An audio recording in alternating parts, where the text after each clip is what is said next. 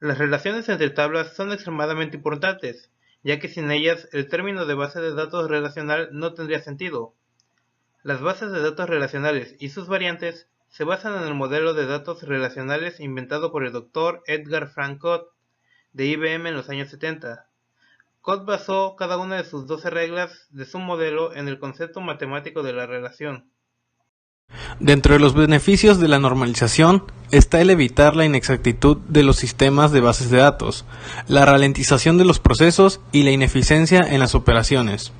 A su vez, también organizar los datos en grupos lógicos, minimizar la cantidad de datos duplicados almacenados en una base de datos, perfeccionar la organización de los datos de tal manera que, cuando se necesite introducir modificaciones, el cambio solo debe aplicarse en un lugar, construir una base de datos a la que se pueda acceder en forma rápida y donde sea posible manipular los datos con la misma eficiencia y sin comprometer su integridad. Reglas de Codd. Las 12 reglas de Codd consisten en un sistema de reglas que, en realidad, está enumerado del 0 al 12. Fueron propuestas por Edgar F. Codd. Estas reglas son sobre el modelo relacional para las bases de datos, diseñados para definir qué es lo que requiere.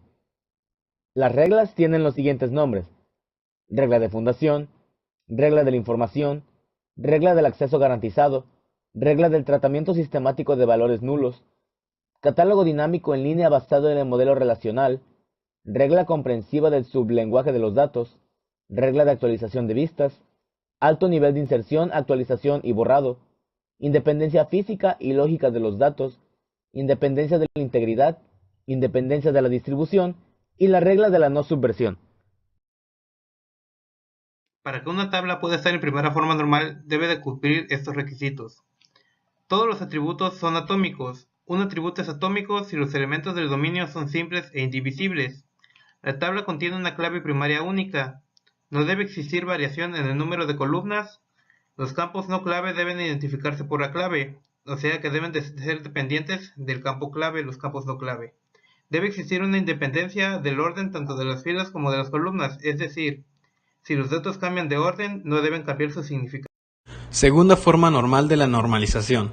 La regla de la segunda forma normal, 2FN, establece que todas las dependencias parciales se deben eliminar y separar dentro de sus propias tablas, es decir, se dividen en tablas que sean lógicas. Por cada tabla hay una clave primaria y las demás son atributos no clave. Al llegar a la segunda forma, se puede también añadir nuevas columnas a una tabla sin afectar a las demás tablas, y aparte, alcanzar este nivel de normalización permite que los datos se acomoden de una manera natural dentro de los límites esperados.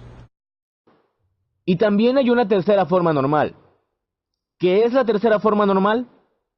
Al igual que las otras dos, la tercera forma normal es una forma usada en la normalización de base de datos. También fue definida originalmente por E. F. Codd en 1971. La definición de Codd indica que una tabla está en tercera forma normal si y solamente si se cumplen las siguientes dos condiciones. Primera, la tabla debe estar en segunda forma normal.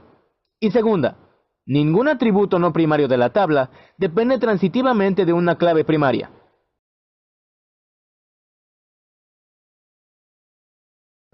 Como se muestra en el video, primero estamos con la tabla sin normalizar. Las tablas solo deben tener dos dimensiones, puesto que cada alumno tiene varias clases, esas clases deberán aparecer en la tabla independiente.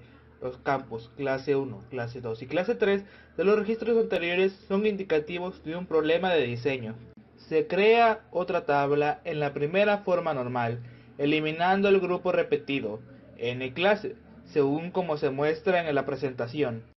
Los diversos valores de n clase para cada valor de n alumno en la tabla anterior, n clase, no depende funcionalmente de n alumno, la clase principal, de modo que la relación no cumple la segunda forma normal. Las dos tablas que se muestran a continuación demuestran la segunda forma normal. Tercera forma normal, eliminar los datos no dependientes de la clave. En el último ejemplo, despacho tutor, es funcionalmente dependiente del atributo tutor. La solución es pasar ese atributo de la tabla alumnos a la tabla personal, según como se muestra en el video. En conclusión, la normalización es un proceso que beneficia la eficacia de una base de datos, y es indispensable si se requiere trabajar de DBA.